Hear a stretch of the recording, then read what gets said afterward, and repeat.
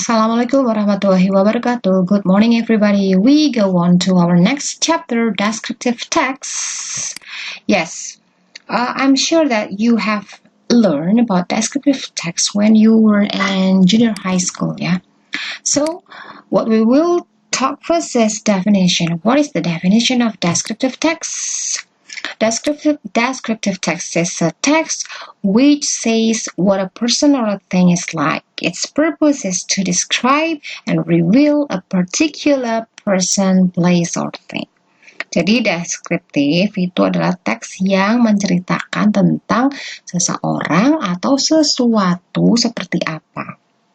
Tujuannya itu untuk mendeskripsikan dan mereveal. Mereveal itu menguak orang-orang tertentu, tempat, ataupun benda. Ya, intinya itu mendeskripsikan ya. Mendeskripsikan bisa orang, bisa tempat, bisa benda. And then, kita akan membuat teks. Saya sudah membuat teks. Ini saya mau mendeskripsikan tentang tempat ya. Ada Seoul. Kalau saya ngomong Seoul, yang ada dalam benak kamu itu apa? Apakah gambar ini?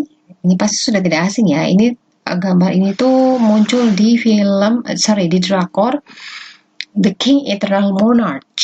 Ya, antara Republic of Korea sama Kingdom of Korea. Nah, Seoul, selain lihat patung ini, yang kalian bayangkan itu apa?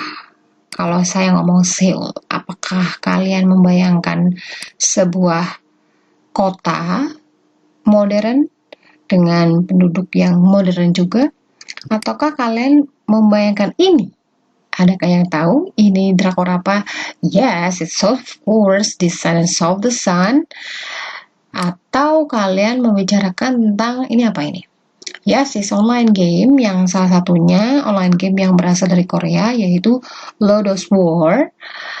Kemudian, apakah kalian ingat tentang apa ini? Fashion style. Ya, fashion Korea itu sangat mendunia sekali ya, dengan gaya yang simple tapi tetap eye-catching. Nah, semua gambar tadi itu saya rangkum dalam sebuah paragraf. Ini paragraf awal dari sebuah descriptive text. Saya bacakan. South Korea is well known for its entertainment products like K-pop, dramas, and video games. Seoul, as the capital and largest metropolis of South Korea, it is a place full of glories. It is the fourth largest metropolitan economy after Tokyo, New York, and Los Angeles. In 2010, Seoul was named as the World Design Capital, and its Human Development Index ranked 13 along the globe. Wow! Jadi South Korea Selatan itu terkenal karena produk-produk hiburannya seperti musik K-pop, drama, dan video game. Seoul itu juga adalah ibu kota dan kota metropolis terbesar di Korea Selatan yang tempatnya kejayaan. Jadi Tokyo itu adalah kota ekonomi metropolitan terbesar setelah Tokyo, New York, dan Los Angeles. Tahun 2010, Seoul itu dijuluki sebagai ibu kota desain dunia dengan indeks perkembangan manusianya itu ada di urutan 13 dunia. Wow. Kemudian saya punya foto nih, saya punya pictures. Ini apa nih? Yes, ini Samsung handphone. Kemudian 5G, man. Jadi ini saling berhubungan sekali. Korea itu salah satu dalam hal teknologi itu yang paling mumpuni selain Jepang, Amerika, dan negara-negara Eropa. Contohnya adalah dengan adanya Samsung. Jadi produk sendiri jarang sekali atau bahkan tidak ada kita menemukan di drakor-drakor itu pemainnya menggunakan iPhone atau handphone selain Samsung karena mereka cinta produk mereka sendiri. Kemudian jaringan mereka di sana sudah 5G sementara di kita masih 4G ya. Maka dari itu timbullah paragraf ini. Jadi, in this digital age, people are addicted to the electronic inventions. Samsung, an electronic gadgets company which owned the third largest group of users among the world, was originated in Seoul. Actually, LG, another world-known cell phone producer, is also originated in Seoul. At the same time, video games are invented in Seoul on the third largest group of users among the world. Do you know why this city has such sound results in this digital area? In fact, the South Korea government invests $500 million to the digital area each year. The government is now constructing a Wi-Fi network in the outdoor spaces accessed at 10,430 parks, streets, and other public spaces. Marvelous. The whole construction is costing a total of 6 billion won. With this huge Wi-Fi network, it makes Seoul more traveler-friendly. Tourists are able to access to the internet for sharing happiness to their friends and family.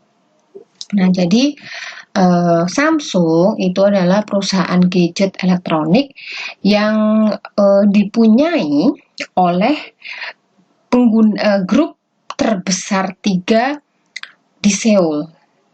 Juga ada LG juga. Kemudian di sana itu sangat ramah traveler karena jaringan internetnya itu ada di mana-mana.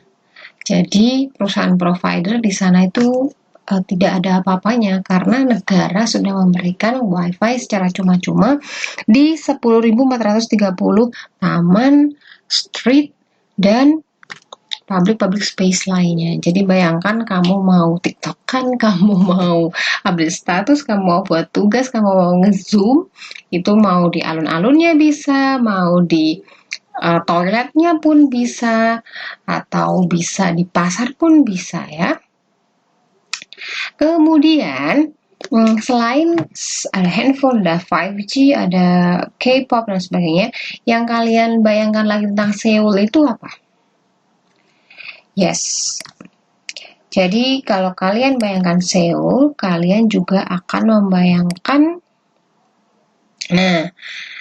shopping vibes-nya. Jadi kalian bisa lihat sendiri ya.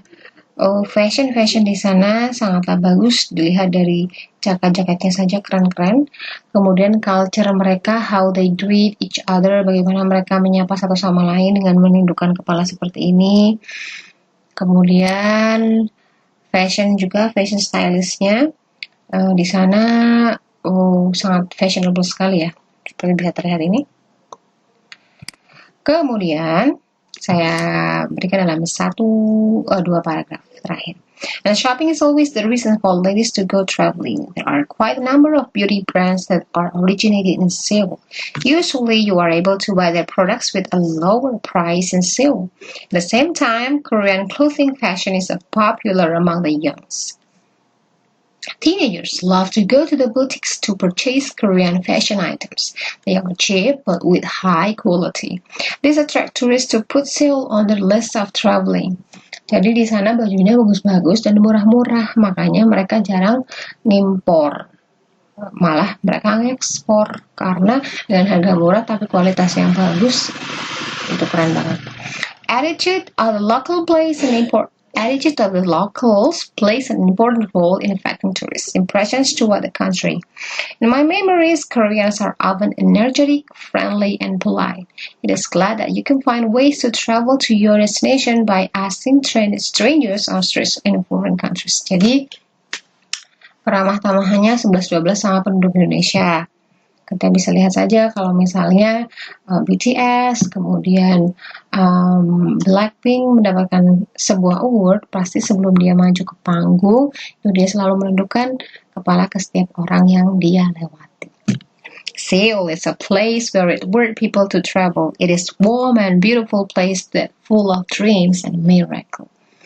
Jadi janganlah bermimpi untuk pergi ke Seoul karena dia adalah tempat yang hangat, cantik untuk dikunjungi sesuai dengan mimpi-mimpi kamu. Okay, this is the text of descriptive text tentang Seoul. And then talking about purpose. Tujuannya itu apa? Sudah saya sebutkan tadi di awal. Tujuannya itu mendeskripsikan orang, mendeskripsikan benda, dan mendeskripsikan tempat secara spesifik. Ya. Kemudian mendeskripsikan orang tertentu, benda tertentu, atau tempat tertentu. Ingat, secara spesifik. Lalu, generic structure-nya apa? Generic structure-nya ada dua. Yang pertama adalah identification. Identification itu isinya apa? Yang mengidentifikasi objek yang akan kita buat deskripsinya. Seperti tadi contohnya Korea, South Korea. Bukan South Korea, tapi Seoul. Seoul itu apa? Seoul itu ada di South Korea. Seoul itu adalah ibu kotanya Korea. Setelah teridentifikasi yang mau dideskripsikan, namanya saja paragraf deskriptif. Maka kita ya di paragraf selanjutnya, biasanya paragraf kedua sampai terakhir, masuk ke description-nya. Deskripsinya secara detail, seperti tadi yang kita sudah bahas. Ada electronic gadgets-nya yang paling mumpuni, kemudian shoppingnya yang sangat eksklusif, kemudian attitude atau tingkah laku orang sana, dan banyak sekali tentang Seoul. Kemudian language features-nya, ciri-ciri bahasanya ada apa saja? Yang pertama adalah specific participant. Partisipan itu ya yang berkecimpung, yang berpartisipasi dalam teks tersebut. Itu spesifik. Ya, spesifik contohnya ya tadi. South Korea is well known for its entertainment products like K-pop. Korea Selatan, terus Seoul ya. Kemudian adjective. Adjective itu adalah kata sifat. Kata sifat fungsinya itu adalah menerangkan kata benda. Contoh yang bisa kita temukan adalah it is a warm and beautiful place that full of dreams and miracle. Hangat dan cantik. Nah, hangat dan cantik itu menerangkan place, menerangkan tempat, kata benda tempat. Selanjutnya ada simple present tense, namanya saja mendeskripsikan sesuatu yang masih ada sampai sekarang. Contoh kalimatnya adalah shopping is always the reason for ladies to go traveling. Nah, is itu adalah be masa sekarang, sampai sekarang masih ada. Kemudian selanjutnya adalah action verb, kata kerja, aksi atau tindakan. Contoh adalah attitude of the locals place. Place itu adalah bermain. Bermain itu adalah kata kerja, dan itu adalah sebuah tindakan. Okay, that it is. Thank you for listening to me. As I say, if you have any questions or something that you want to ask, you can drop your question in our stream, in our Google Classroom, or you can directly send me a message via WhatsApp. Thank you. Wassalamualaikum warahmatullahi wabarakatuh. Sarange. 감사합니다.